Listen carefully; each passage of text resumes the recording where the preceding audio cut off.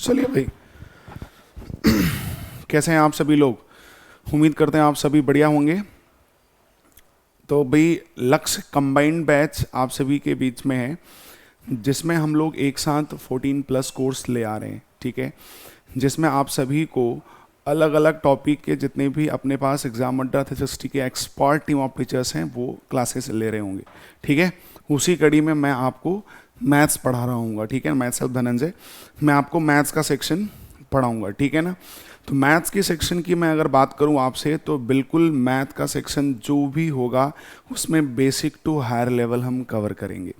ठीक है, चाहे वो एसएससी सीजीएल का एग्ज़ाम हो, चाहे सीटीएसएल का एग्ज़ाम हो, चाहे एमटीएस का हो, चाहे सीपीओ एसआई का हो, चाहे कोई भी ए टू जेड एग्ज़ाम हो, आप पेपर में बैठो तो आपको ये ना लगे कि हाँ मेरे को एसएससी सीजीएल की तैयारी करनी है तो मैंने मैथ्स पढ़ ली है, और अगर हमको सीटीएसएल की तैयारी करनी है तो हमको दोबारा जाके फिर से मैथ्स पढ़ना पड़ेगा, या हमको सीपीओ एसआई का पेपर देना है तो मेरे को फिर से मैथ्स पढ़ना पड़ेगा, या आपको कहना है कि नहीं मेरे को रेलवे एग्ज़ाम देना है तो मेरे को फिर से मैथ्स पढ़ना पड़ेगा। नहीं, ये एक ऐसा कंबाइंड बैच है, लक्ष्य कंबाइंड बैच, जिसमें आपको सभी कोर्सेज का एक साथ कंबाइंड कंप्लीट बैच है। ठीक है, जिसमें आपको सारे एग्जाम्स के कोर्सेज मिल जाएंगे। ठीक है, तो चलिए भाई, मैं ज़्यादा आपका टाइम वेस्ट नहीं करूँगा, हम सीधे सीधे अपने टॉपिक पर आते हैं। मैथ्स में आज हम लोग पढ़ रहे होंगे सबसे बेसिक और वेरी वेरी इंपॉर्टेंट टॉपिक, जो कि मैथ्स का बैकबोन है, स्पेशली अरिथमेटिक का। ठीक है, परसेंटेज।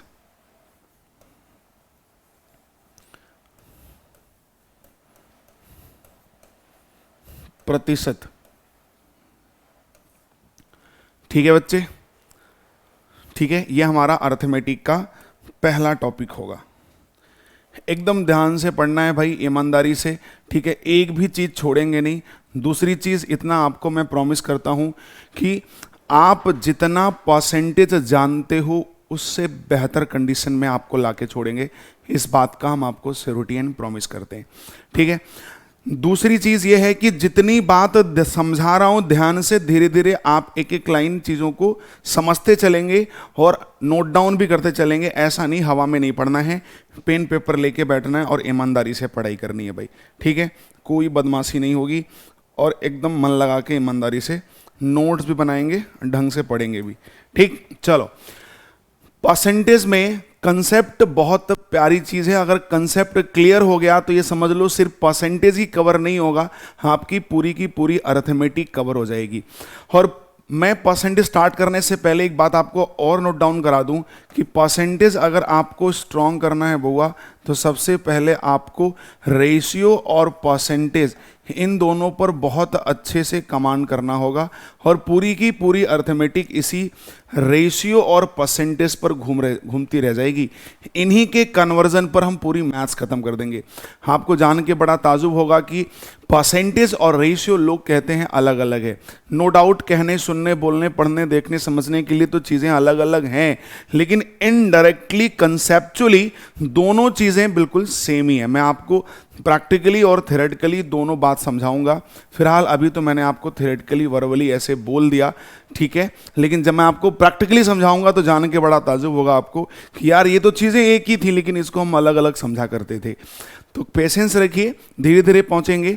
अच्छा, परसेंटेज में सबसे जो पहला टॉपिक, पहला कंसेप्ट हम सीखेंगे, उसमें हम सीखेंगे बउआ basic calculation of percentage. Basic calculation of percentage. ठीक है, हेडिंग लगा लेंगे भाई, बेसिक कैलकुलेशन ऑफ परसेंटेज। सबसे पहला टॉपिक अपना होगा कि परसेंटेज के बेसिक कैलकुलेशन को हम कैसे स्ट्रॉन्ग करेंगे। ये बहुत इंपॉर्टेंट चीज़ है भाई। ठीक है, पता चला कि परसेंटेज के कंसेप्ट्स आपके अच्छे हो गए, सब कुछ बढ़िया होगा, और परसेंटेज से कोई सवाल आया आप उसे लगा रहे हो, लेकिन परसेंटेज के बेसिक कैलकुलेशन में आप फंस गए, तो पता चला कि सब किया धरा रह गया भाई। तो कैलकुलेशन स्ट्रॉन्ग करना है। बात ध्यान से समझना भाई, हमारे पास यहाँ सारे स्टूडेंट हैं, हर तरह के स्टूडेंट हैं। कोई बहुत ही कमज़ोर है, कोई बहुत ही पढ़ने में अच्छा है, कोई बहुत ही मतलब मॉडरेट लेवल का है, तो जो बहुत बेसिक है उसको भी ध्यान देना है, जो हायर लेवल है उसको भी ध्यान देना है। तो हायर लेवल वाला भी थोड़ा पेशेंस रखेगा, समय जब आएगा ना तो हायर लेवल वाले को भी प्रॉमिस करते हैं आंसू आएगा, आंसर नहीं आएगा, इसलिए प्लीज़ पेशेंस के साथ पढ़ना, हमें हर विद्यार्थी को कवर करके चलना है बच्चे, ठीक है ना। बस ध्यान रखोगे हम रिजल्ट आपको बहुत बेहतर देंगे, ठीक है ना। हड़बड़ धड़बड़ पढ़ने वाले में से हम लोग नहीं हैं, हम लोग बहुत प्यार से पढ़ेंगे। चलिए बच्चे, बेसिक कैलकुलेशन ऑफ परसेंटेज में हमारा ये देखो पहला कंसेप्ट है, कंसेप्ट फर्स्ट। इसमें सेक्शन ए, ध्यान समझना भाई, मैं बारी बारी से बहुत ईमानदारी समझाऊंगा। इसमें सेक्शन ए मतलब पहला कैलकुलेशन का लेवल क्या होगा। अगर मैं कहता बउआ कि 400 का, अगर हम देखो इसको एक चीज समझना, ये जो परसेंटेज प्रतिशत लिखा हुआ है इस बेसिक कैलकुलेशन ऑफ परसेंटेज में, ये जो प्रतिशत लिखा है बच्चे थोड़ा सा ध्यान देना, ठीक है। और हम इंग्लिश में क्या बोल रहे होते हैं, परसेंटेज, ठीक है ना। अगर हम थोड़ा सा गौर करें ना, इस बेसिक कैलकुलेशन को बताने से पहले एक बात समझना, परसेंटेज चैप्टर के नाम से ही बहुत कुछ कंसेप्ट क्लियर हो जाता है। जैसे परसेंटेज में ये जो प्रति लिखा हुआ है, प्रति मतलब होता है बउआ प्रत्येक, ठीक है, और शत मतलब होता है 100, ठीक है। शत मतलब क्या होता है, 100। जहां पर प्रत्येक 100 की बात होती है उसे ही प्रतिशत कह रहे होते हैं।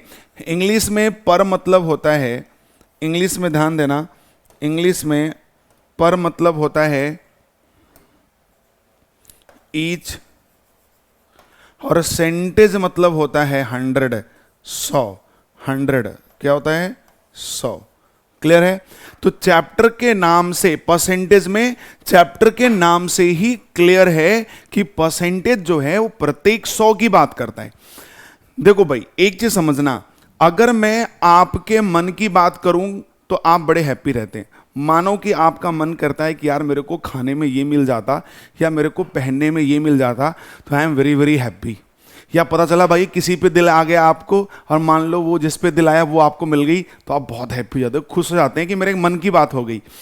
तो यार परसेंटेज, मैथमेटिक्स को रियल लाइफ से अटैच करके पढ़ो, बहुत मजा आने वाला है। आप ये कंपेयर करो कि परसेंट जो आपको पसंद है वही आपको मिले, आप हैप्पी। तो परसेंटेज भी यही कहता है कि भैया हम प्रत्येक 100 की बात करते हैं, अगर आप हमसे प्रत्येक 100 के रिस्पेक्ट में बात करेंगे तब तो हम आपके सपोर्ट करेंगे, वेरी वेरी हैप्पी, आप जैसा मित्र मेरा कोई नहीं है। लेकिन अगर आप प्रत्येक 100 के रेस्पेक्ट में बात नहीं करेंगे तो भैया फिर हम आपको बेसिक कैलकुलेशन में प्रॉब्लम करेंगे, ठीक है ना भाई, क्योंकि मेरे मन की बात नहीं हो रही है और हम बात करते हैं ईच 100, प्रत्येक 100 के रेस्पेक्ट में बात करते हैं, ठीक है बच्चे। ये तो चैप्टर के नाम से ही क्लियर है, इसीलिए हम आपको सबसे पहले बेसिक कैलकुलेशन ऑफ परसेंटेज पढ़ा रहे हैं कि भैया अगर प्रत्येक 100 की बात नहीं हो पाई तो क्या करेंगे, कैलकुलेशन टिपिकल बनाएंगे? नहीं, उस केस में क्या करेंगे, हमारे पास और क्या रास्ते हो सकते हैं, तो उन सारे मुद्दे पर हम बात करेंगे आपसे, ठीक है। तो ये चीज़ भी आपको नोट डाउन करनी थी, आप इसे भी जरूर नोट डाउन कर लेंगे कि परसेंटेज ईच 100 की बच्चे बात करता है, ठीक है ना। तो हम यहाँ सीखने वाले हैं कि ईच 100 की बात करता है भैया, तो ईच 100 की बात होगी तो ठीक, लेकिन अगर नहीं हुई तो, इसलिए ध्यान दें पहला, ठीक है ना, फर्स्ट। अगर मैं ये कहा बच्चे कि 400 का 20% क्या होता है, ठीक है ना, 20% क्या होता है, तो 20% बच्चे देखो, अभी मैं परसेंटेज से फ्रैक्शन, फ्रैक्शन से परसेंटेज कन्वर्जन भी बताऊंगा आपको ढंग से, ठीक है। फिलहाल हमने बोला 20%, परसेंट क्या कहता है, प्रत्येक 100 पर, तो प्रतिशत क्या करता है, प्रत्येक 100 पर कितना, 20। तो ये 400 है, प्रत्येक 100 पे 20, तो 400 है तो क्या हो जाएगा, 80 हो जाएगा। या वैसे भी आप बड़े आराम से 100 के फॉर्मेट में लिखे हुए नंबर का परसेंटेज इजीली निकाल लेते हैं। तो 400 का 20% बड़े आराम से आप 80 लिख लेंगे, इतने भी आप कमजोर नहीं होंगे, ठीक है ना। 400 का 20% 80 बड़े आराम से लिख लेंगे, इतने भी आप वीक नहीं होंगे, क्योंकि प्रत्येक 100 की बात हो रही है, यहां 400 है, मतलब 100 4 बार है, 100 पे 20 तो 4 बार 100 है, 80 हो जाएगा। अच्छा, अगर मैं कहता कि 300 का 25% बताएं, तो भैया प्रत्येक 100 पे 25, 300 है, 25 3 75, बड़े आराम से लिख लेंगे। ठीक है बच्चे, चलो 75 आगे बढ़ते हैं। अगर मैं कहता बउआ 1000 का 30%, तो 1000 पे 30% निकालना है, तो भाई 30% 3/10 कट गया, भाई कितना आ जाएगा 300।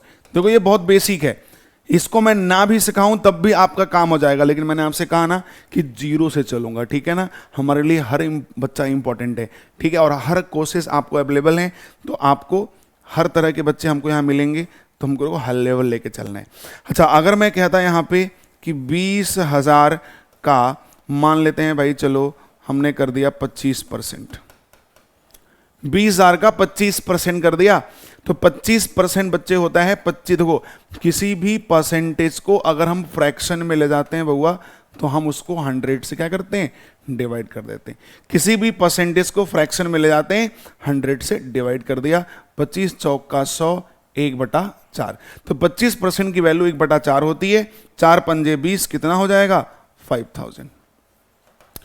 ऐसे ही dot dot dot dot etcetera. तो मैं ये कहना चाहता हूं कि 100 के फॉर्मेट में लिखा हुआ नंबर, या 1000 के फॉर्मेट में लिखा हुआ नंबर, या 10,000 के फॉर्म में लिखा हुआ नंबर का अगर परसेंटेज निकालना हो, तो very very times easy, because कि परसेंटेज ईच 100 के रेस्पेक्ट में ही बात करता है, और ये 100 के रेस्पेक्ट में लिखे हुए नंबर्स हैं, तो निकालना बहुत आसान था। मैं ना बताऊं तो भी आप समझ जाओगे, लेकिन ये तो बेसिक था। लेकिन आगे बढ़ो, आगे बढ़ो, कैलकुलेशन अभी टेक्निकल होता चला जाएगा। दूसरा सेक्शन, अगर मैं आपसे ये कहता कि भाई 435 का आप निकाल दीजिए भाई 20%। अब थोड़ा सा टेक्निकल तो हुआ भाई, थोड़ा सा अपर तो हम गए, पता चला कि 435 का 20% निकाल दीजिए। अब आप पूरे सवाल की कैलकुलेशंस कर रहे हैं और लास्ट में 435 का 20% आ गया, और आपसे कहा है भाई कैलकुलेट करिए। विद्यार्थी करता क्या है कि 20%, मैंने अभी जस्ट बताया बउआ कि किसी भी परसेंटेज को अगर फ्रैक्शन में करना होता है तो हम 100 से भाग देते हैं, 1/5 आएगा। विद्यार्थी की आदत बनी हुई है, वो करता क्या है कि वो 435 का इंटू 1/5 करके भाग देना शुरू करेगा और पहाड़ा पढ़ना शुरू करेगा। नो डाउट आप गलत काम नहीं कर रहे हैं, लेकिन ये बता दूं आपको जानकारी के लिए, दुनिया यही काम करती है, सब यही काम करता है। तो क्या डिफर है आप में जो आप कहते हैं कि नहीं हम आपसे अलग हैं? भाई हम भी कहते हैं एग्जाम अड्डा सबसे अलग है, तो क्यों अलग है भाई? तो आप ये काम बिल्कुल नहीं करेंगे, ये मान के चलिए इस काम सब कर रहा है, थोड़ा सा डिफर बनिए। हम क्या अलग काम करेंगे बच्चे, समझना। परसेंटेज हमने जस्ट अभी बोला कि परसेंटेज हमेशा विद रिस्पेक्ट टू 100 बात करता है। यार जब विद रिस्पेक्ट टू 100 बात करता है तो हम कोशिश करें कि भैया हम इनसे maximum time with respect to 100 ही बात कर पाएं। तो एक काम किया करो यार, नंबर को तोड़ दिया करो। नंबर को जैसे ही तोड़ोगे तो क्या ये 400 हो जाएगा और ये हो जाएगा 35। बोलो बात सही बोल रहे हैं या नहीं? हो जाएगा। तो 400 का 20% 80 खटाक से निकाल दिए आप, क्योंकि आप जानते हैं कि 100 के रेस्पेक्ट में परसेंट निकालना बेहद आसान होता है। तो 400 का 20% फटाक से आ गया आंसर 80। अब तुम खुद सोचो कि आंसर 80 के ऊपर जाएगा कि बिलो होगा? ऊपर जाएगा। ऑप्शन में जाओ, देखो कि ऊपर में एक ही आंसर है, टिक मारो, कहानी खत्म कर दो। अगर आपको किसी परसेंटेज की कैलकुलेशन के लास्ट में यही मिला, इसके बाद आंसर मारना है, तो फटाक से गेस करो, आंसर मानो, कहानी खत्म। कायले भाग देंगे। हालांकि भाग देना बड़ा आसान यहाँ भी है, लेकिन अगर नंबर गंदा आया तो फंसेंगे। अभी आगे नंबर गंदा भी लेके आऊंगा। तो 400 का 20% हो जाएगा 80, और 35 5 से भाग दें, 5 सते 35, तो यहाँ पे 80 और 5 सते 35, यहाँ 87 हो जाएगा। क्लियर? समझ गए? लेकिन अगर मैं लिखता यहाँ पे 12,500 का मैं बोलता कि आप निकालिए चलिए 35%, 12,500 का आप निकालिए 35%। अब क्या करेंगे? अब तो नंबर थोड़ा सा हमने गंदा लिख दिया। 12,500 क्या लिख दिया बउआ? 35% लिख दिया। अब क्या करेंगे? अब कैसे निकालेंगे भाई, तो ध्यान से समझना यार। अब अगर आप डायरेक्ट परसेंटेज निकालना शुरू करेंगे तो 35/100 हो जाएगा, 100 से 100 कट जाएगा, फिर आपको 125 में 35 का मल्टीप्लाई करना पड़ेगा। ठीक है ना, मैं आपको इसीलिए सिखा रहा हूं क्योंकि परसेंटेज के सवाल लगाने में आप स्मार्ट हो गए, लेकिन लास्ट में आके किसी कैलकुलेशन में फंस के अपना टाइम नुकसान नहीं करना भाई। बहुत ही कम टाइम में स्पीड में आंसर भी मारना बहुत ज़रूरी है हमारे लिए। और ये जो सिखा रहा हूँ ये यहीं पे काम नहीं करेगा, हर जगह काम करेगा। और मैं बार बार कहता हूँ पेशेंस रखना, धैर्य रखना, उस लेवल तक भी चलेंगे जिसकी आपको उम्मीद भी नहीं होगी। ठीक है ना, 12,500 का 35, अब डायरेक्ट करोगे तो फंसोगे, बहुत बढ़िया से फंसोगे। तो एक काम करना है आपको कि 35% है, हमने कहा नंबर को तोड़ो। जब नंबर आप तोड़ोगे तो आप कहोगे भैया 10,000, फिर 2,000, फिर 500, तोड़ सकते हैं ना। 10,000, फिर 2,000, फिर 500, तोड़ सकते हैं। अब 10,000 का तुम 35% निकाल दो, 2,000 का 35% निकाल दो, फिर 500 का भी 35% निकाल दो। तो आपको लगेगा कि सर कि नंबर तोड़ के सबको निकाल के जोड़ेंगे, इससे बढ़िया गुड़ाई कर दें, आपको ये भी लग सकता है। तो ध्यान दें, मैं आपको बताऊं कि कसम खा के हम नहीं बैठे हैं कि केवल नंबर को ही तोड़ेंगे हम कैलकुलेशन को आसान बनाने के लिए। हम परसेंटेज वैल्यू को भी बच्चे ब्रेक कर सकते हैं।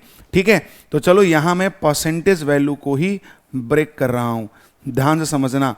10% लिख सकते हो, 10% लिख सकते हो, यहां भी 10% लिख सकते हो, यहां 5% लिख सकते हो कि नहीं। हालांकि मैं यहां लिख के समझा रहा हूं, आप दिमाग में रखेंगे।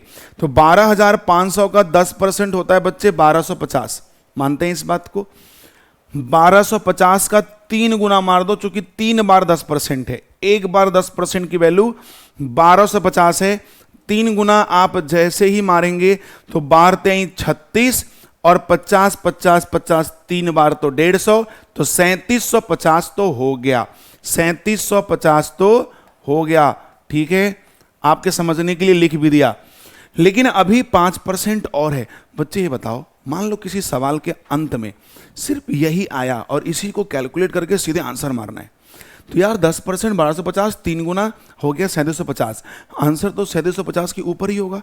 सीधे आंसर जाए, मैं गारंटी कहता हूं कि 3750 के ऊपर एक ही ऑप्शन मिलेगा, क्योंकि आंसर के आप बहुत करीब हैं। और फटाक से जाओ ऑप्शन में देखो, अगर एक ही ऑप्शन टिक मारो, आगे बढ़ जाओ। कितने मजे की बात है। परीक्षा में पास होने के लिए कर, बल, छल, कपट सब लगाना पड़ेगा। ठीक है ना, स्मार्ट बनना पड़ेगा भाई। मेहनत तो गधा भी करता है, लेकिन क्या लाइफ में सक्सेस है? गधे की जैसा मेहनत कोई करता है? नहीं। लेकिन क्या सक्सेस है? तो केवल मेहनत ही करना बहादुरी नहीं है कि आप सक्सेस आपको मिल जाएगी।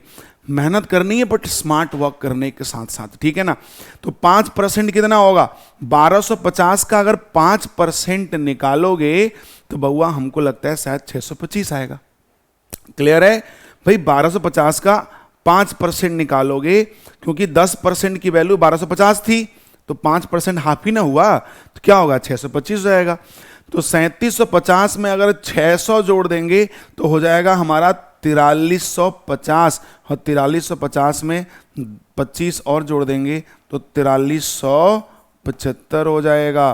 क्लियर है? कोई डाउट, समस्या, तकलीफ नहीं है ना? देखो अभी मैं समझा रहा हूं तो थोड़ा टाइम लग रहा है, लेकिन जिस दिन आप इसको सीख गए और हैबिचुअल हो गए, पलक झपकते आंसर मारेंगे, फिर आपको समझ में आएगा कि वाह गुरुजी मज़ा आ गया, हम इन चीज़ों में तो बड़े उलझते थे, लेकिन अब तो हम फटाफट करने लगे। चलो यार एक और कंडीशन लाते हैं।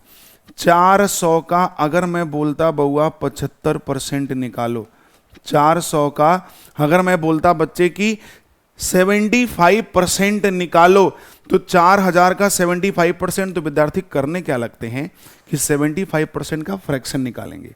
करेंगे क्या? 75/100 कर देंगे, खटपिट मारेंगे, कैलकुलेट करेंगे और आंसर लिखेंगे। कर सकते हो, दुनिया करती है, आप भी कर सकते हैं। लेकिन मेरा मानना सोचिए, ब्रह्मांड में हर एक चीज़ बच्चे अपने आप में 100% मानी जाती है। हर एक चीज़ अपने आप में क्या मानी जाती है? 100%। तो ध्यान दें, ये जो 4000 है ना, ये अपने आप में 100% ही है। ये जो 4000 है ना बउआ, ये अपने आप में क्या है? 100% ही है, तो 100% का 75% निकालना है, इसका मतलब 25% नहीं निकालना है। बोल, परसेंटेज के बैक साइड से मैं आना सिखा रहा हूं आपको, ठीक है ना भाई। हर चीज अपने आप में 100% है, तो 4000 का 75% लेना है, तो 4000 का 75% लेना है, इसका मतलब 4000 अपने आप में 100% है। 75% लेना है, इसका मतलब 25% नहीं लेना है, और 25% होता है 1/4। तो 4000 का 1/4 मतलब आएगा 1000। 1000 नहीं लेना है, तो लेना कितना है बच्चे? 1000 निकाल दो, तो लेना कितना है? लेना है 3000। लेना कितना है? 3000। क्लियर है? क्लियर है?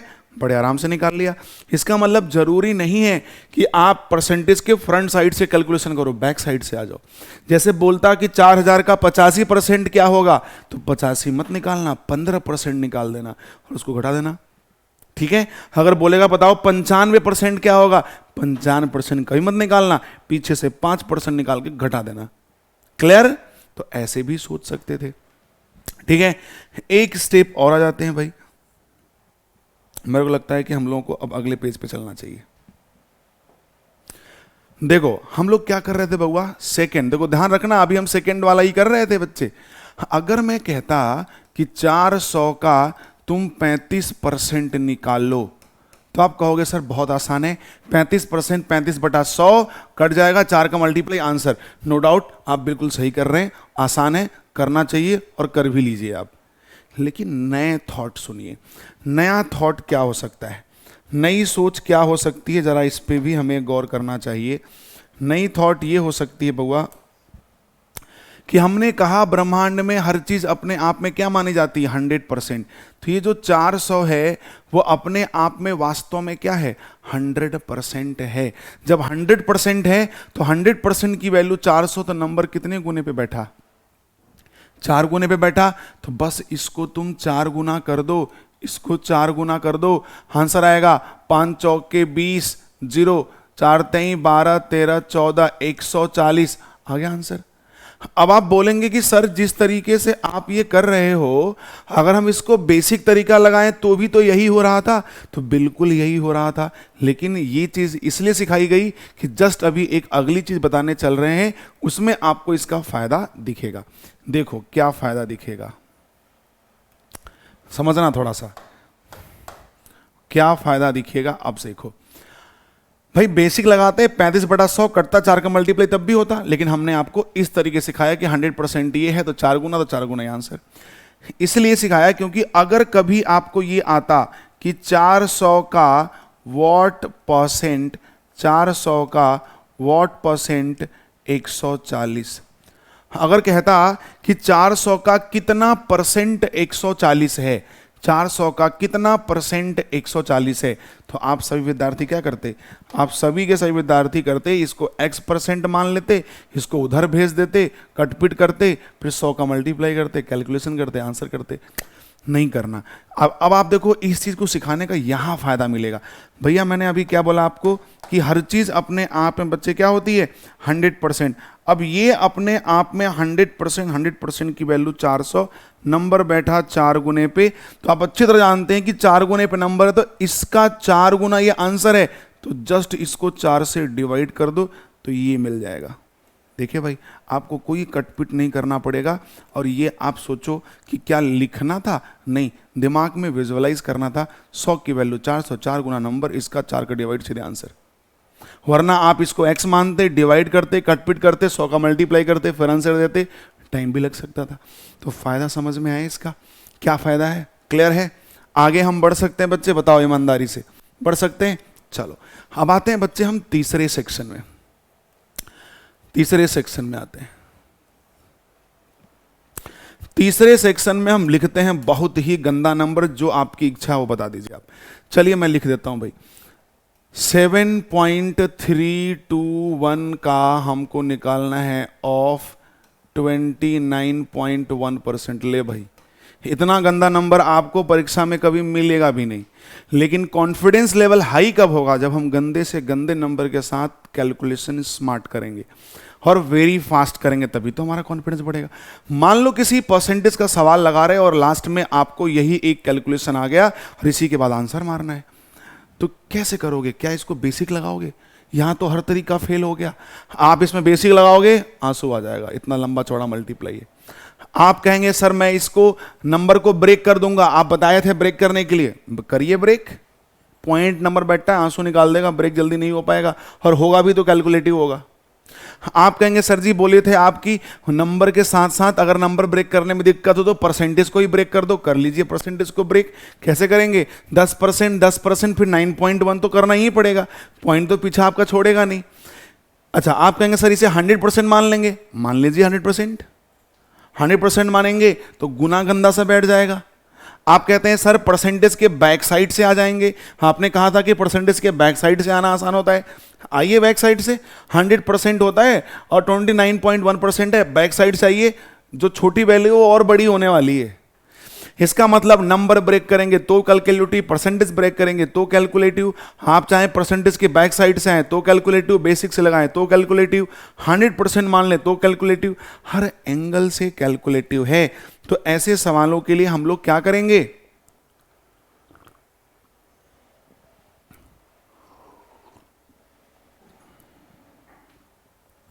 देखो, ऐसे सवालों के लिए एक तरीका मैं आपको सिखा रहा हूं, C9 मेथड। ध्यान से समझना बउआ, C9 मेथड बहुत जादू वाला तरीका है, किसी को बताना नहीं है, आप ईमानदारी से सीख लो। या कभी कभी इसको हम लोग डिजिटल सम भी कहते हैं, कभी कभी हम लोग डिजिटल सम भी कहते हैं, ठीक है ना, डिजिटल सम भी कहते हैं। ध्यान से समझना है, एक ही बार में आपको बातें समझ लेनी है भाई।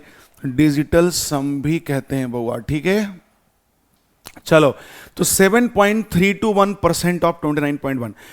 C9 मेथड या डिजिटल सम मेथड क्या कहता है? ये कहता है कि जहां भी आपको पॉइंट मिले, जहां भी आपको परसेंटेज मिले, उसे इग्नोर कर दें। समझे मेरी बात? जहां भी पॉइंट मिले, जहां भी परसेंटेज मिले, इग्नोर कर दें। और जो साइन मिल रहा है प्लस का, माइनस का, मल्टीप्लाई का, साइन का बखूबी ध्यान रखें, ठीक है। और जो बड़े बड़े नंबर हैं इन्हें जोड़ करके आप यूनिट डिजिट में ले आएं, यूनिट डिजिट में ले आएं, ठीक है, यूनिट डिजिट में ले आएं। क्लियर? किस में ले आएं? यूनिट डिजिट में ले आएं। फिर से सुन लो बच्चा, C9 मेथड कहता है कि पॉइंट परसेंटेज जहां भी दिखाई पड़े इग्नोर कर दें, प्लस माइनस मल्टीप्लाई जो साइन है उसका बखूबी ध्यान रखें, और जो बड़े बड़े नंबर हैं इनको जोड़ के यूनिट डिजिट में ले आएं, ठीक। चलो यही काम करते हैं। चल भैया जोड़ो, तो 7 2 9 1 10, 7 2 9 1 10, 3 13, और 13 में 3 और 1 4, सबको जोड़ के लाना है एक सिंगल डिजिट के फॉर्म में, ठीक। फिर से अच्छा, जो ये पॉइंट है, ठीक है, और जो ये पॉइंट है और ये परसेंटेज है, इसे क्या करना है? इग्नोर करना है। बोला ना, पॉइंट को और परसेंटेज को इग्नोर करना है। चलो, साइन का ध्यान रखना, ऑफ मतलब इनटू होता है, और यूनिट डिजिट में लाना है। फिर से देखो, 7 2 9 1 10, 3 13, 13 में 3 1 4, ऑफ मतलब बहुआ इनटू है। 9 1 10 2 12, और 12 में 2 और 1, 12 में 1 और 2 होता है ना बच्चे, इनको जोड़ो कितना आएगा? 3 आएगा। और उसके बाद 3 और 4 का फिर मल्टीप्लाई होगा, तो 4 3 12, 12 में 2 और 1 कितना हो गया बउआ? 2 और 1 कितना हो गया? 3 हो गया। 2 और 1 कितना हो गया? 3 हो गया। तो इसका जो आंसर आ रहा होगा क्वेश्चन में, नीचे 4 ऑप्शन तो होगा ना बच्चे, 4 ऑप्शन तो होगा ना, उन चारों ऑप्शनों में बारी बारी से ऑप्शन को जोड़ो। जिस ऑप्शन को जोड़ने के बाद आपको क्या मिल जाए? 3 मिल जाए। जिस ऑप्शन को जोड़ने के बाद आपको क्या मिल जाए बच्चे? 3 मिल जाए, वही आंसर तुम्हारा क्या है? राइट है। क्लियर? वही आंसर तुम्हारा क्या है? राइट है। आप अपने घर पे बैठ के आराम से इजीली इसको कैलकुलेट करके भी देख लेना। ठीक है, चलो मैं आपको यहाँ पे कैलकुलेट करके भी दिखा दे रहा हूँ, चलो मैं आपको मल्टीप्लाई भी करके लिख के दिखा दे रहा हूँ कि ये चीज़ें बैलेंस कैसे हो रही हैं। ठीक है, बहुत गंदा नंबर है इसलिए मैं मोबाइल से ही कर दे रहा हूँ, कैलकुलेटर से ही कर दे रहा हूँ। ऐसे नंबर आते नहीं हैं, लेकिन आ गए तो क्या करेंगे ये भी जानना जरूरी है। देखो 7.321 और 29.1 क्या आ रहा है बच्चे, यहां पे आएगा 2130411। ठीक है, और पॉइंट 4 स्थान पे तो यहां रहा, और परसेंटेज का 2 स्थान, तो ये 4 5 6 पॉइंट यहां आ जाएगा। 4 पॉइंट तो 3 और 1 4 पॉइंट दे ही रहेगा, और परसेंटेज का भी 2 पॉइंट हो जाएगा, 6 स्थान पॉइंट। ये इसका जेन्युइन आंसर है। अगर ये जेन्युइन आंसर है तो फिर भैया इनको जोड़ने पर इनका यूनिट डिजिट क्या आना चाहिए, डिजिटल सम क्या आना चाहिए, 3। जोड़ लीजिए, 3 2 5 1 6, 6 1 7 और 1 8, 8 2 10 2 12 2 1 3। बोल भैया आ गया। ईमानदारी से बताना मैच कर गया कि नहीं, मैच कर गया कि नहीं, मजा आया। देखो फिर से जोड़ो, 3 2 5 1 6, 6 4 10 और 10 2 12, 12 में 1 और 2 3, और 3 3 मैच का, कहानी खत्म, आंसर हो गया। बात समझ गई हमारी, क्लियर क्लियर बात समझ में आ रही है। एक और मजे की बात बता दें, चलो एक और बात सीख लेते हैं। इसको तो समझ गए ना सारे लोग, उम्मीद करता हूं समझ गए होंगे। इसको हम और आसान बना सकते हैं, कैसे जरा समझो। C9 कहता है कि पॉइंट परसेंटेज को छोड़ दो, साइन का ध्यान रखो, और बड़े बड़े नंबर को जोड़ के यूनिट डिजिट में ले आओ, यही ना कहता है। इतना काम तो हम कर रहे थे, लेकिन C9 एक चीज और कहता है। C मतलब होता है कैंसिल आउट, किसको, 9 को। जहां जहां 9 दिखाई पड़े, C मतलब होता है कैंसिल आउट, उसे कैंसिल कर दो। जहां जहां 9 दिखाई पड़े, C मतलब कैंसिल आउट, कैंसिल कर दो, उसे जोड़ो ही मत, उसे काउंट ही मत करो, कोई नंबर आपके नंबर में इन्वॉल्व भी है। या जिन जिन नंबर को जोड़ के 9 बन रहा है उसे भी कैंसिल आउट करना है। क्या कहा मैंने, जो डायरेक्ट 9 दिखाई पड़े उसे कैंसिल कर दो, या जिन जिन नंबर को जोड़ के 9 आ रहा है उसे भी कैंसिल आउट कर दो। तो ध्यान से समझो बच्चे, यहां पे देखो, ये चलो यहां देखो 7 2 9 खत्म, और देखो 3 1 क्या आ गया, 4। याद करो 4 ही तो आया था। यहां देखो 9 खत्म, 2 और 1 3, याद करो बच्चे 3 ही तो आया था, और 4 3 12 और 2 1 3। यहां देखो मैंने कहा जिनको जिनको जोड़ने पर 9 आएगा, देखो उधर 4 3 7 2 9, देखे खत्म, 4 3 7 2 9 खत्म। देखो 1 1 2 1 3 आ गया, 3 बैलेंस किया कि नहीं बताओ। उम्मीद करता हूं कि सारी बात समझ गए होंगे।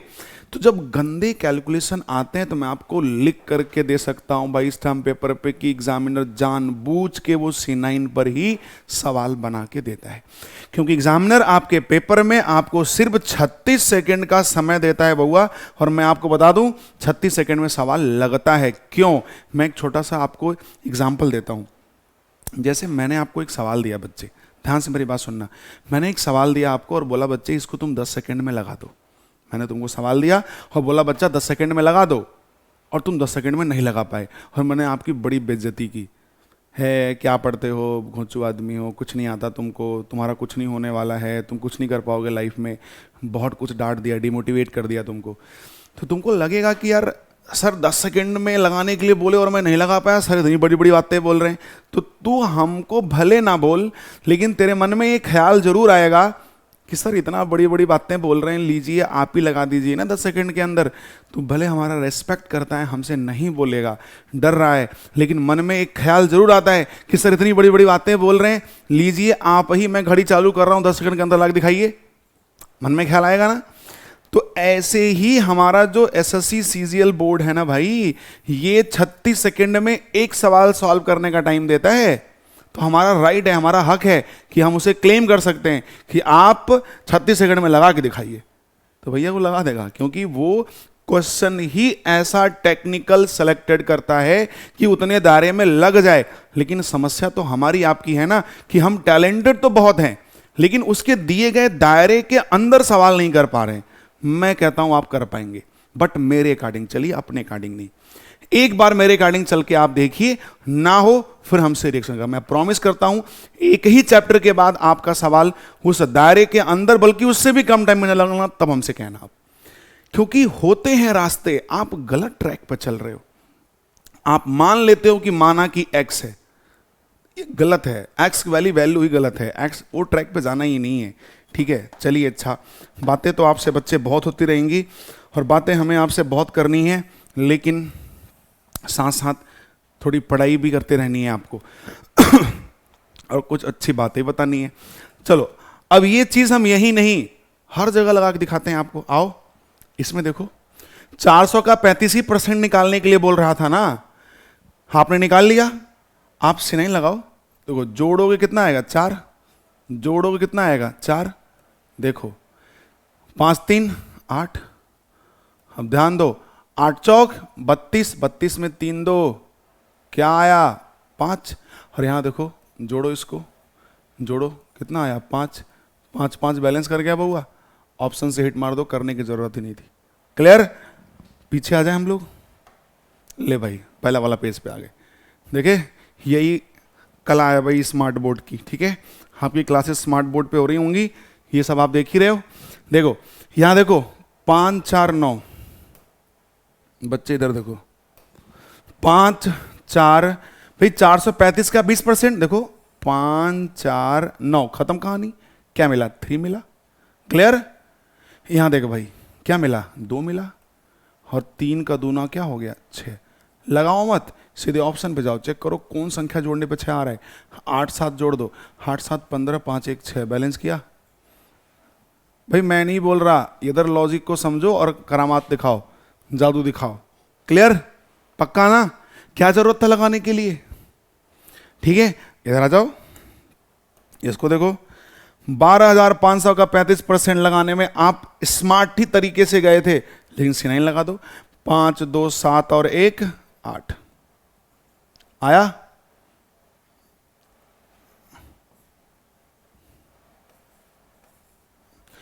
इसको आप, चलो इसको लिख लेंगे हम, इसको करेंगे तो लिख लेंगे 8।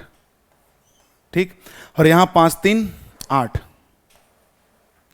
और बच्चे 8 8 64, 64 में 6 4 10, 10 में क्या आ जाएगा 1 आ जाएगा। अब इसको देख लो तो 7, सॉरी ये 7 तो रहेगा, ये 5 4 9, 7 3 10, देखो 1 और 1 और 1 बैलेंस हुआ, तो तामझाम करने की जरूरत ही नहीं थी। आप सीधे बैलेंस करते, ऑप्शन में जाते, चेक करते, जहां 1 मिलता बाजी मार जाते। इसमें तो सिनाई लगाना ही नहीं है। अगर अगर आपको कभी फील हुआ इसमें सिनाई लगाने का, तो हम कहते हैं पढ़ाई लिखाई छोड़ दो भाई ना, मतलब ही नहीं है यार। ठीक है, ये तो वैसे ही आसान है, बट अगर चाहते हैं तो देख सकते हैं। जोड़ो 4, जोड़ो 2, 4 2 8, 8 बैलेंस हो गया। जोड़ो कितना आएगा 5 2 7 आएगा, और यहाँ कितना आएगा 3, 7 3 21, 2 1 3, और यहाँ 7 5 12, 2 1 3 बैलेंस। ठीक है, तो उम्मीद करता हूं कि आपको C9 बेसिक कैलकुलेशन पर अप्लाई करने आ गया। ठीक है, हाँ हाँ यार नहीं भाई बताओ, समझ गए? क्लियर? कोई दिक्कत नहीं है, आगे बढ़ सकते हैं। अभी हमारा बेसिक कैलकुलेशन खत्म नहीं हुआ, अभी और भी बहुत कुछ है। ठीक है, बट अभी तक जो पढ़ा है उसको रिकॉल करा दूं। आपने क्या सीखा कि भैया परसेंटेज 100 के फॉर्मेट में है तो कोई दिक्कत नहीं, आसानी से निकाल लेंगे। दूसरा आपने क्या सीखा कि भैया आप परसेंटेज जब निकालो, नंबर टेक्निकल आए तो नंबरों को ब्रेक करके निकालो, इजी होगा। या अगर नंबर ब्रेक करने में प्रॉब्लम हुई तो परसेंटेज को ब्रेक कर दो। ठीक है ना? या फिर आगे क्या सीखा? आगे आपने सीखा कि भैया अगर आपको देखना हो तो हर वैल्यू अपने आप में 100% मानी जाती है, तो 100% की वैल्यू ये है, गुने बैठा दो। क्लियर है? हर वैल्यू अपने आप में क्या होती है 100% होती है, ऐसे कर दो। ऐसे करने का क्या फायदा है? यही फायदा है कि 400 का अगर वॉट परसेंट 140 है तो वॉट परसेंट की वैल्यू क्या है, तो आप इस तरीके से जो यहां कर रहे थे, इसका असली फायदा यहां दिख जाएगा आपको। क्लियर है? और यहां बहुत गंदे नंबर में तो C9 मेथड लगा दो। हर एंगल समझ में आ गया। चलो तो मैं अब आऊंगा भाई नेक्स्ट पेज पर, चौथे पेज पर। अब यहां पे हम कर रहे होंगे, हाँ ये आपका दूसरा था, ये तीसरा हम लोग कर लिया। अब हम नेक्स्ट पेज पे आएंगे और चौथा कंसेप्ट करेंगे, बेसिक कैलकुलेशन का चौथा तरीका क्या है बच्चे। ठीक है, अब आपको लग रहा होगा सर चौथे में क्या बताने वाले हैं। बेसिक कैलकुलेशन बहुत स्ट्रांग है बच्चे, अगर ये स्ट्रांग, मैं जरूर पर मैंने कहा ना परसेंटेज टॉपिक में पेशेंस रखना आप, धैर्य, क्योंकि यही बैकबोन है। अगर ये कमजोर तो सब कमजोर, और ये स्ट्रांग तो सब स्ट्रांग। आपको ये सब लगता है कि नहीं सर हम ये कर लेंगे, तो जिनको लगता है वो थोड़ा पेशेंस रख लेंगे। ठीक है ना, हो सकता है बच्चा वो थोड़े पढ़ना में ठीक हो, उसे रिवाइज कर लेगा अच्छे से। ठीक है ना, लेकिन एक बार पूरा कर लेने दो, उसके बाद फिर स्पीड और कॉन्फिडेंस लेवल और कंसेप्ट क्वेश्चन का लेवल जो होगा वो आपके सामने ही रहेगा। ठीक है, हम उन टीचरों में से नहीं है जो आपको छोटे छोटे सवाल और इधर उधर की बातें करा करके और हम अपने आप को स्ट्रांग और बहुत बड़ा बाहुबली मान लें, ऐसा नहीं करने वाले हम। ठीक है, इसलिए आप ट्रस्ट रखें और ईमानदारी से पढ़ें। अगला कंसेप्ट है बच्चे की A% of B is equal to B% of A। पढ़ा होगा आपने, A% of B is equal to B% of A।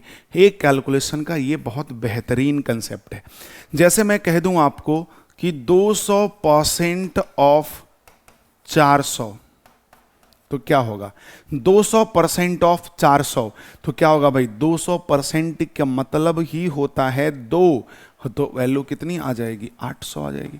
बोलो आया आंसर। इसी का उल्टा अगर मैं इसको A से कंपेयर कर लूं, बउआ अगर मैं इसको A से कंपेयर कर लूं और इसको B से कंपेयर कर लूं, तो A% ऑफ B हो गया। तो फिर अगला हमें क्या करना चाहिए, B% ऑफ A। तो B% मतलब 400% ऑफ A मतलब कितना, 200। क्यों भाई, देख लें, तो 400% का मतलब 4 हो गया, क्योंकि 400% मतलब 400/100 4 हो गया। क्या आंसर आया बच्चे, 800 आ गया। इसका मतलब ये बात बिल्कुल जेन्युइन हो गया। ये किसकी वैल्यू थी, ये वैल्यू थी बच्चे B की, और ये किसकी वैल्यू थी बच्चे, A की थी। इसका मतलब A% of B is equal to 800 और B% of A is equal to 800। इसका मतलब ये बात बिल्कुल सही है कि A% ऑफ B को B% ऑफ A या B% ऑफ A को A% ऑफ B लिख सकते हैं। अब इतनी बात समझ में आ गई आपको या नहीं, ईमानदारी से आप सभी लोग हमको बता देंगे भाई कि ये बात क्लियरली आपको समझ में आ गई। क्यों भाई लोग, मजे में ये बात समझ में आप सबको आ गई होगी, कोई दिक्कत आपको नहीं हुआ होगा।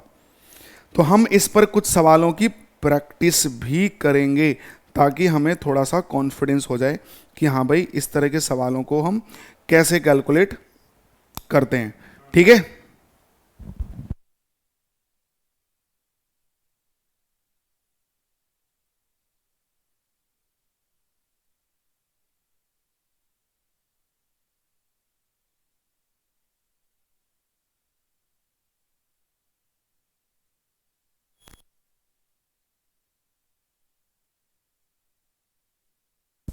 ठीक है, समझ गया भाई आप, क्लियर, उम्मीद करता हूं नोट भी कर लिए होंगे।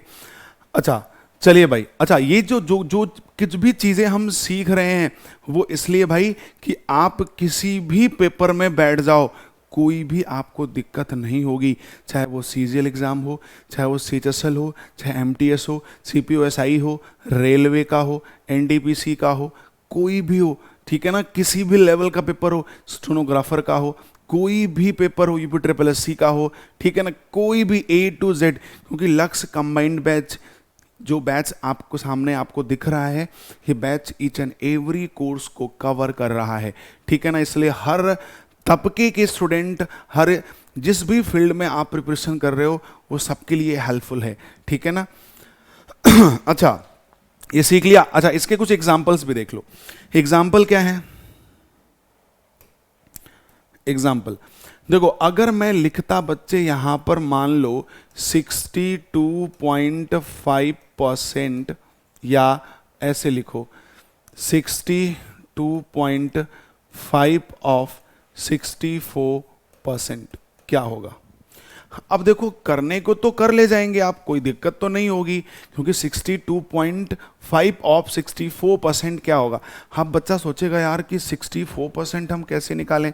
अब यहाँ बच्चा नंबर को तोड़ने को सोच रहा है, परसेंटेज को तोड़ने का सोच रहा है, बैक साइड से आ रहा है। तो बहुत ऐसे कैलकुलेशन आएंगे जिसमें आप अप्रोचेज लगाएंगे तो आपको हर एंगल से किसी से मान लो थोड़ा बहुत आसान मिल जाए या कैलकुलेटिव मिल जाए, ठीक है ना। तो बहुत ऐसे कैलकुलेटिव क्वेश्चंस आएंगे जिसको A% of B% of A करने से आसान होगा। जैसे देखिए ये आपके सामने एक है ना, अब इसको हम क्या ऐसे लिख सकते हैं बच्चे, बताओ बउआ, इसको हम ऐसे लिख सकते हैं, ध्यान दो, इसको हम लिख सकते हैं 64 ऑफ 62.5%। लिख सकते हैं, नहीं लिख सकते हैं, बिल्कुल लिख सकते हैं। और जब इसको ऐसे लिख सकते हैं तो इसको भाई 62.5% की वैल्यू 5/8 होती है। आगे अभी मैं आपको परसेंटेज से फ्रैक्शन, फ्रैक्शन से परसेंटेज पढ़ाऊंगा बच्चे, तो मैं बताऊंगा कि 62.5 को 5/8 हम कैसे लिख रहे हैं, ठीक है ना। फिलहाल के लिए अभी आप यहाँ समझ लो, आगे चल के मैं इसके बारे में समझाने वाला हूँ, आगे चल के मैं इसके बारे में बताने वाला हूँ, लिखवाने वाला भी हूँ, इसलिए परेशान मत होना कि सर कैसे लिख दिए, घबराना मत, आगे मैं यही बात मैं आगे करवाऊंगा, ठीक है ना। अभी फिलहाल के लिए आप इसको थोड़ा सा समझें भाई। तो देखो 8 से कटेगा ये, 8 का 8 बार कट जाएगा 64, और 8 का, ठीक है, 8 पंजे ये 40। क्लियर, ये हो गया भाई एक सवाल। चलो एक सवाल और कर लेते हैं। अगर मैं कहता कि 83.33 ऑफ 216% क्या होगा। देख बाबा बहुत गंदा नंबर लिखा हूं, जानबूझ के लिखा हूं, अब मजा आ रहा है आपको, कैलकुलेशन का लेवल बढ़ रहा है। 83.33 ऑफ 216%। अगर आपको ये चीज नहीं पता है तो उस केस में फिर आप 216% की वैल्यू निकालिए, 216/100 करिए, कटपिट करिए, पॉइंट में नंबर है, इस नंबर को तोड़ना मुश्किल होगा, इसको भी तोड़ेंगे तो कैलकुलेटिव होगा, लेकिन तोड़ने को तोड़ लो, लेकिन ये नंबर पॉइंट में है तो कैलकुलेशन गंदा होगा। 100% आप मान नहीं सकते, बेसिक से कैलकुलेटिव हो ही रहा है। दो रास्ता है, या तो तुम इसको C9 लगा दो, कहानी ही तामझाम खत्म, या आप A% of B equal to B% of A लगा के इस कैलकुलेशन को आसान बना सकते हैं। कैसे देखो बाबा, इसको हम ऐसे तो लिख सकते हैं ना, ईमानदारी से समझना, 216 का 83.33% और 83.33 को हम लिख सकते हैं 33.33% और प्लस 50%। लिख सकते हैं कि नहीं, लिख सकते हैं कि नहीं, ईमानदारी से बताना। बिल्कुल लिख सकते हैं। तो अब ध्यान से देखो, इस 216 को 216 ही रखो और इनटू 83 को ऐसा लिख सकते हैं। अब 33.33 की वैल्यू 1/3 होती है और 50% की वैल्यू 1/2 होता है, ठीक है।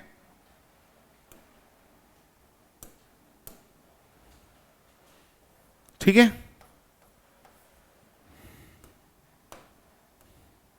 क्लियर है। अब इसका जब मल्टीप्लाई आप करोगे बच्चे तो 3 सत्ते 21, 3 दूना 6 ये हो जाएगा, और यहाँ पे 2 से करोगे तो 2 1 कम 2 0, 2 8 16, तो भाई 100 हो जाएगा हमारा 80। क्लियर, इतनी बात अच्छे से ढंग से आपको पल्ले पड़ गई या नहीं, ईमानदारी से बताना।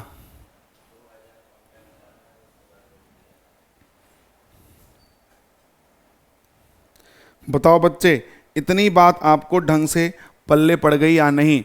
उम्मीद करता हूं इतनी बात बहुत अच्छे से मज़े में आपको पल्ले पड़ गई होगी बात, ठीक है। अच्छा ये बताओ, अगर मैं यहाँ पे ये लिख दूं 62.5 का 216%, क्या करोगे। या और गंदा नंबर चलो लिख देते हैं भाई, ले आओ भाई 512%। अब बताओ बहुत ही गंदा नंबर लिख दिया भाई। अब क्या करोगे, बेसिक लगाओगे, नंबर को तोड़ोगे, कैसे करोगे, परसेंटेज के बैक साइड से आओगे, कैसे आओगे भाई, 100% मानोगे, मान लीजिए। एक ही रास्ता है, या तो तुम C9 से इन्हें खत्म कर दो, या अभी जो बताया A% of B equal to B% of A आप लिखो। आप इस चीज को बउआ ऐसे लिख सकते हो, इसको लिख सकते हो 512 का 62.5%। और आपको अच्छी तरह पता है कि 512 इंटू 62.5%, अभी मैंने लिखा था 5/8। मैं आपको फिर से अभी कह रहा हूँ कि 62.5% को 5/8 कैसे लिखा, मैं अभी एक्सप्लेन करूँगा आगे। अभी आपको परेशान नहीं होना है, थोड़े समय के लिए यहाँ पे बस समझ जाओ कि 62.5 को 5/8 होता है, या आप कन्वर्ट करना चाहते हो 100 का भाग देके कर लो, लेकिन ऐसा करना नहीं है, मैं आगे समझाऊंगा, लेकिन स्टेप बाय स्टेप समझाऊंगा बच्चे, ठीक है। अभी जो समझा रहा हूँ उसको ध्यान से देखेंगे आप। अब देखो ये 8 से कटेगा यार, ठीक है, ये 8 से कटेगा, 8 से इसे काटो, ठीक है, 8 पंजे 40, 8 छक 48, ठीक है, 8 छक 48, 8 सतह हो जाएगा 7 56, 48 हो जाएगा।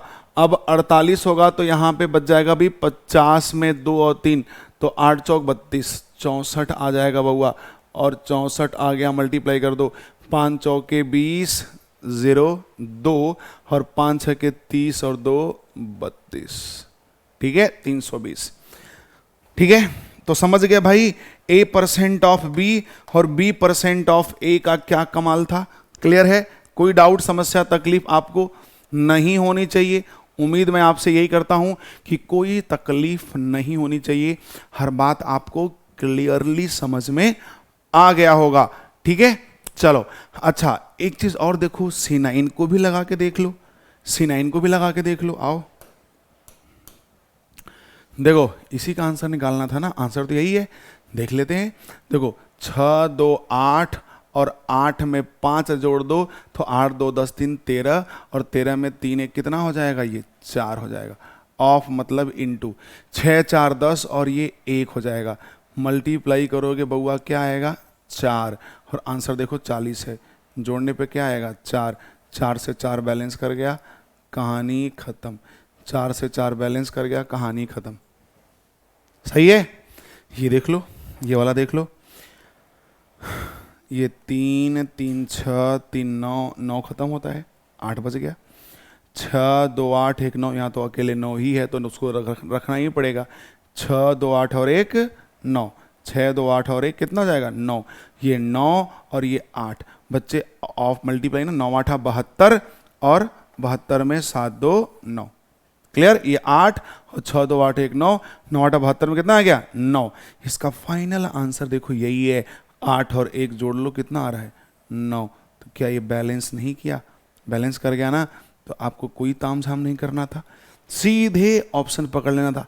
ईमानदारी से बताओ, मजे की बात है कि नहीं, ये बात आप जानते नहीं होंगे, ठीक है।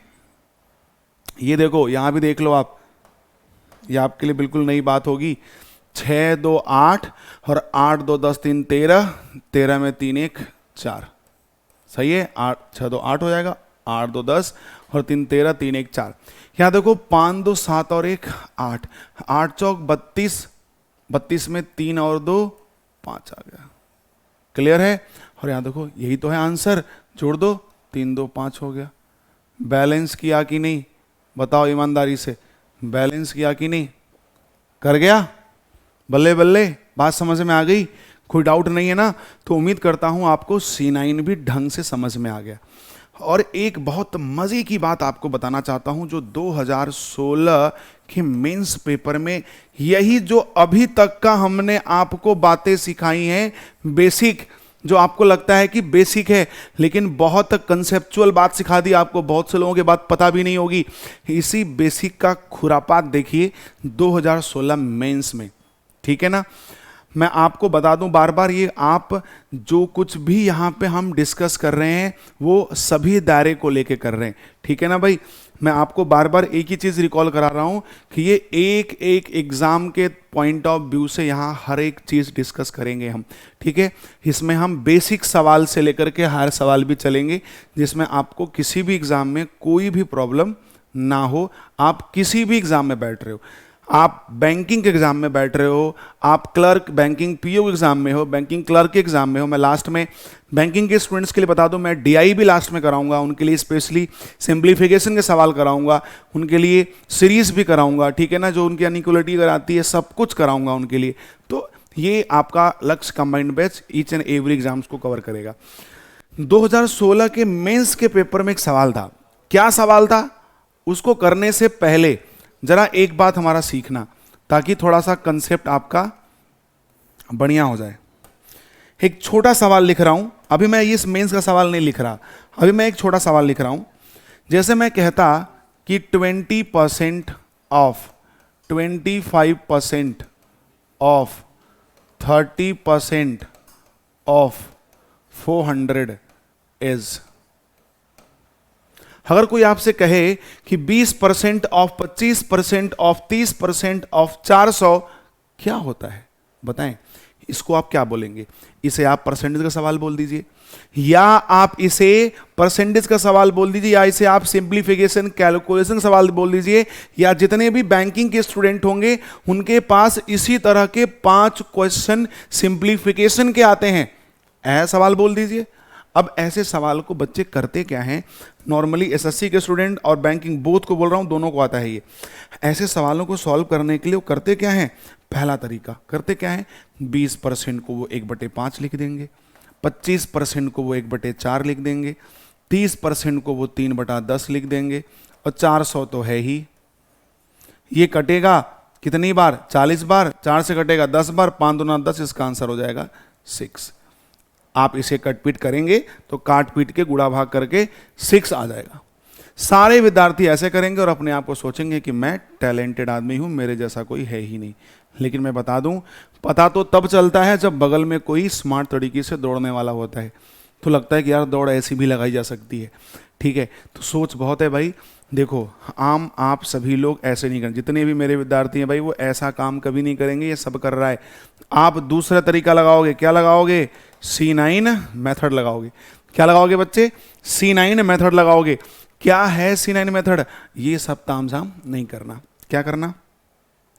पॉइंट परसेंटेज को छोड़ दो, पॉइंट तो है ही नहीं, परसेंटेज को छोड़ दो और नंबर को जोड़ के यूनिट डिजिट मिलाओ। देखो यार, जोड़ो 2 आएगा, जोड़ो 7 आएगा, ऑफ है 7 और ये 2, 7 दूना 14, 14 में क्या आएगा? 4 और 1 5। यहां तक आ गए, यहां तक आ गए, 5 हो गया। अब इसको जोड़ो कितना आएगा? 3, तो 5 3 15 हो जाएगा।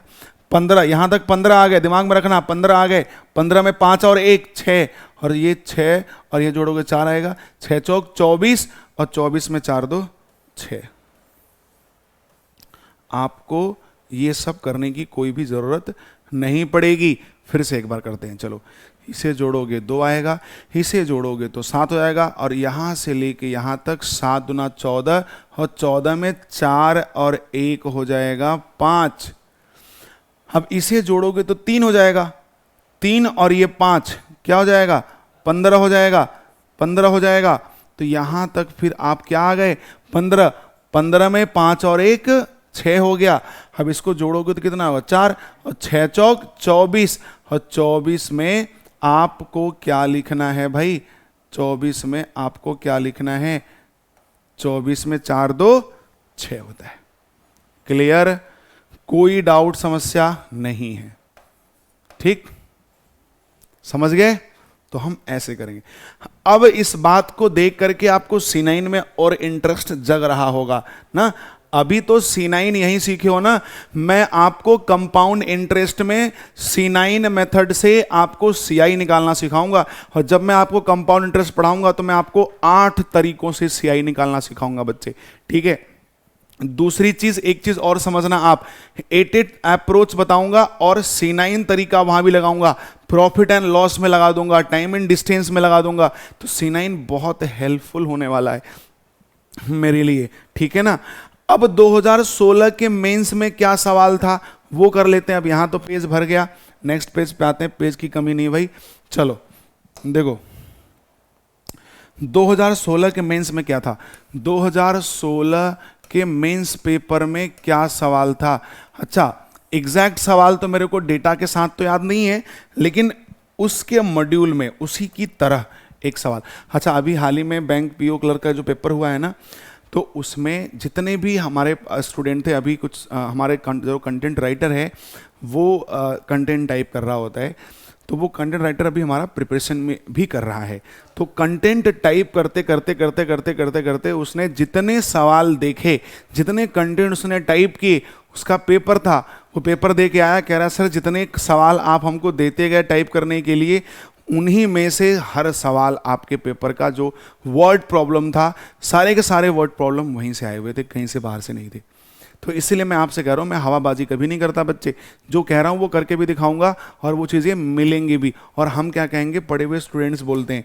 ठीक है, चलो अब मैं सवाल की बात कर रहा था ना आपसे, ये मार्कर ले लेते हैं भाई। देखो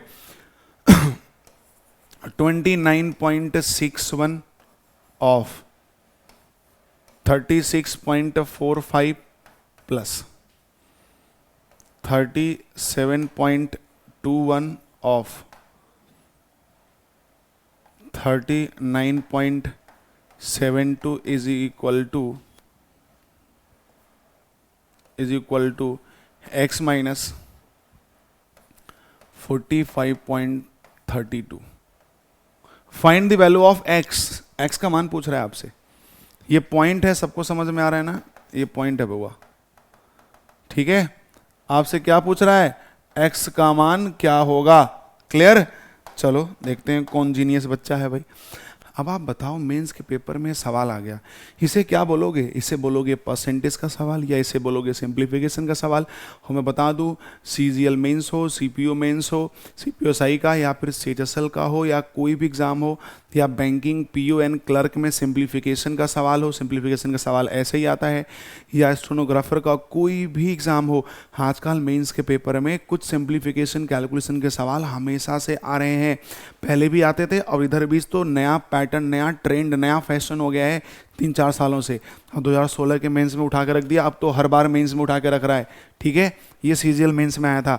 तो इन सारी की सारी चीज़ों को आप अगर बेसिक तरीके से लगाओगे, ईमानदारी से मैं बोलता हूँ, मैं आपको 5 मिनट का टाइम देता हूँ बउआ, क्या तुम लगा लोगे? 5 छोड़ो, मैं आपको 10 मिनट का टाइम देता हूँ, 10 भी छोड़ो यार, मैं आपको 15 मिनट का टाइम देता हूँ। क्या आप सवाल को 15 मिनट में सॉल्व कर दोगे बेसिक तरीके से? मैं आपको चैलेंज करता हूँ, नहीं कर पाएंगे आप, हालत खराब हो जाएगी। ठीक है, और एसएससी या कोई भी एग्जाम, A to Z कोई भी एग्जाम दे रहे हो, सारा एग्जाम एक मीठा जहर है, जिसको देख के लगता है हो जाएगा हो जाएगा, हम कर लेंगे, लेकिन जब करने चलो तो फंस जाते हो, लगता है कि अरे बाप रे बाप, ये तो हो ही नहीं रहा है। तो इसलिए मैं आपसे कहूँगा भाई, शेर पालो कुत्ता पालो, लेकिन गलत फहमी ना पालो। गलत फहमी पल जाएगी तो उसका कोई इलाज नहीं है। ठीक है ना, बाकी सब कुछ कर लो आप। चलो इधर देखो, कैसे लगाओगे C9। C9 point percentage ignore it, और बाकी बड़े बड़े नंबर को जोड़ के यूनिट डिजिट में लाओ। साइन का ध्यान में रखो, और 9 को कट मारना है, ये मत भूलना। देखो 9 कट गया, देखो 2 6 8 और 1 9, जहां पे सब कट जाए वहां पे 9 ही आता है। जोड़ के देखो, जोड़ लो, 9 ही आएगा। 9 2 11, 11 1 12, और 12 और 6 18, 18 8 1 9। तो जहां सब कट जाए वहां क्या आता है बउआ? 9 आता है। यहां देखो 5 4 9 6 3 9, तो यहाँ भी 9 ही आएगा, तो यहाँ भी 9 ही आएगा, और यहाँ भी 9 ही आएगा। 9 9 का इंटू होगा तो 9 9 81, 8 1 9 प्लस, इसके सोल्यूशन में क्या आ गया? सब 9 आ गया। क्लियर? देखो 7 2 9, 3 1 क्या हुआ? 4, इंटू 9 7 2 9 क्या हुआ? 3, तो 3 और 4, तो 3 चौके 12, 12 में 2 1 3, x माइनस 5 4 9, 3 2 कितना आ गया? 5। अब देखो यहाँ पे 9 है ना, तो 9 और 3 क्या होगा? 9 और 3 क्या होगा बताओ? 9 3 हो जाएगा 12, 12 में 2 और 1, 9 3 12 में 2 1 3, 3 आया ना। तो आप इसको क्यों कर रहे थे? हटा ही देते इसको भाई 9 और 3 क्या होगा, 12, 12 में 2 1 3, तो 9 तो गायब ही हो जाता, तो 3 डायरेक्ट लिख सकते थे। अभी आप सीख रहे हो, धीरे धीरे आपकी प्रैक्टिस होगी तो आप स्मार्ट बन जाओगे। और x माइनस 5, तो बउआ x बराबर क्या आ जाएगा 8। और मैं आपको गारंटी देता हूं, आप सभी लोग अपने घर पे कैलकुलेटर लेके बैठ जाइए, आप इसको अच्छे से कैलकुलेट करिए खूब बढ़िया ढंग से, इसका जो आंसर आएगा राइट उसको जोड़िए, गारंटी देता हूं लिख करके कि उसको जोड़ने पे यूनिट डिजिट यानी सम जो होगा डिजिट का वो 8 ही आएगा। ठीक है, तो ये बताओ, केवल कैलकुलेशन इतना ही करना था जो आपके मेंस के पेपर में सवाल आया था, केवल यही कैलकुलेशन करना था। क्या इतना कैलकुलेशन करने में आपको 36 सेकंड लगेगा? इतना कैलकुलेशन करने में मैक्सिमम से मैक्सिमम 5-7 सेकंड। हाँ, अब आपको जोड़ने ही नहीं आ रहा है, उंगली पे 5 4 9 जोड़ रहे हो तो बात ही अलग है, ठीक है ना, लेकिन बेसिक कैलकुलेशन स्ट्रांग है आपका, तो 5-7 सेकंड में आंसर। 8 ऑप्शन जाओ, टिक मारो, कहानी खत्म। मैं आपको बता दूं 99% से प्लस कंडीशन की बात कर रहा हूं, विद्यार्थी छोड़ के आए थे, मतलब 1% या पॉइंट कह लो, या 1% तो बहुत हो गया, 1% बच्चे ने इसका आंसर दिया था जो इसको जानते थे। तो बच्चे कभी गलती मत करना। आपको उम्मीद मैं करता हूं कि जितनी बात मैंने अभी समझाई, ये सारी बात पढ़ के आपको आपकी आंखें खुल गई होंगी कि नहीं यार कुछ बेहतर कर सकते हैं। तो बच्चे बेहतर 110% हम करेंगे, 1-2% नहीं, 110% हम बेहतर करने वाले हैं। और जो आप परसेंटेज को फ्रैक्शन में लिखते हो ना कि 20% इज इक्वल टू 1/5, ठीक है ना, कैसे लिखते हो इसको, मैं डिवाइड करके आप जो 20% 20/100 करते हो ना, ऐसे नहीं करना है, ठीक है ना। किसी भी परसेंटेज को फ्रैक्शन और किसी भी फ्रैक्शन को परसेंटेज कन्वर्ट करने के लिए आपको बेसिक फंडा लगाना ही नहीं है, जादू की तरह कन्वर्ट कर देंगे। और गंदे गंदे नंबर 20% दुनिया सिखा देती है, 25% दुनिया सिखा देती है, 193 सही 1/2% कितना होगा, 192 या 191 होल 2/3% कितना होगा, या 1362% कितना होगा, 2022% कितना होगा, ठीक है, 22 होल 2/9 22.22% कितना होगा। A to Z एक एक सवाल का स्मार्ट अप्रोच करेंगे। बट बच्चे आज के सेशन में जितनी बातें हम आपको बताई हैं, मैंने उम्मीद करता हूं एक एक बात आपको ढंग से समझ आ गया होगा, कोई प्रॉब्लम आपको नहीं हुई होगी। आगे का जो हमारा है भाई, पीछे का मैं एक बार आपको रिकॉल भी करा दूं। देखो स्टार्टिंग से भाई, ठीक है, स्मार्ट बोर्ड का तो यही फायदा है भाई, एक बार लिख दो, बार बार पढ़ते रहो, ठीक है। देखो पहला कंसेप्ट था बेसिक कैलकुलेशन ऑफ परसेंटेज, ये बातें हम लोगों ने सीखी। उसके जस्ट बाद हमने फिर ये सीखा भाई, ठीक है, C9 भी सीखा, और उसके बाद A% ऑफ B% ऑफ सीखा, उस पर कैलकुलेशन सीखे, C9 के एप्लीकेशन सीखे, मेंस में पूछे गए सवाल पे हमने डिस्कशन किया आपसे। अभी हमारा अभी तक क्या था, ये कंसेप्ट फर्स्ट था। तो मैं उम्मीद करता हूं कि एक कंसेप्ट फुल एंड फाइनल आप लोगों ने सीख लिया और मजे में सीखा। क्या वो सारी बात क्लियर है? तो यस, उम्मीद करता हूं आपका यही जवाब होना चाहिए कि यस सर क्लियर है, कोई दिक्कत नहीं है। अब आ गया बच्चे कंसेप्ट सेकंड। कंसेप्ट सेकंड क्या है? बहुत बढ़िया चीज। कंसेप्ट सेकंड है भाई percentage to fraction and fraction to percentage conversion। Percentage to fraction and fraction to percentage conversion, ठीक है बउआ। लेकिन अब बच्चे आपको percentage to fraction and fraction to percentage conversion ये हम लोग नेक्स्ट क्लास में कर रहे होंगे बच्चे, ठीक है, क्योंकि एक कंसेप्ट आपका फुल एंड फाइनल मैंने क्लियर करा दिया और उम्मीद करता हूं कि इस कंसेप्ट को सीख के ही आपको अंदाजा लग गया होगा कि आगे क्या क्या और किस लेवल की चीजें चलने वाली हैं। तो आपको मैं यही कहूंगा भाई, अगर सही मायने में प्रॉपर तरीके से आपको मेरे से मैथ्स पढ़ना है और बाकी सारी टीम से जीएस या इंग्लिश मैथ्स पढ़नी है, मेरे से पूरी मैथ्स पढ़नी है, तो आप इस बैच में फटाफट एनरोल हो जाएं और आगे की क्लास कंटिन्यू इसी एनर्जी के साथ, इसी जोश के साथ आप मेरे साथ जुड़ सकते हैं और अंतिम तक अपना जोश भी हाई बना के रखें और मैं भी अपना जोश हाई बना के रखूंगा, और एक एक चीज़ डिस्कस करेंगे, कोई भी चीज़ छोड़ेंगे नहीं बच्चे, ठीक है ना। तो ये सेक्शन हम अब कंसेप्ट सेकंड नेक्स्ट क्लास से डिस्कस करेंगे। और मैं आपको बता दूं, अपना जो लेवल होगा वो 0 टू हीरो लेवल होगा, 0 टू हीरो लेवल होगा। बात समझ में आ गई? अपना जो लेवल होगा बच्चे वो 0 टू हीरो लेवल का होगा, ठीक है। तो आपको परेशान होने की ज़रूरत नहीं है, बस ढंग से आपको मेरे साथ एक बार जुड़ने की ज़रूरत है।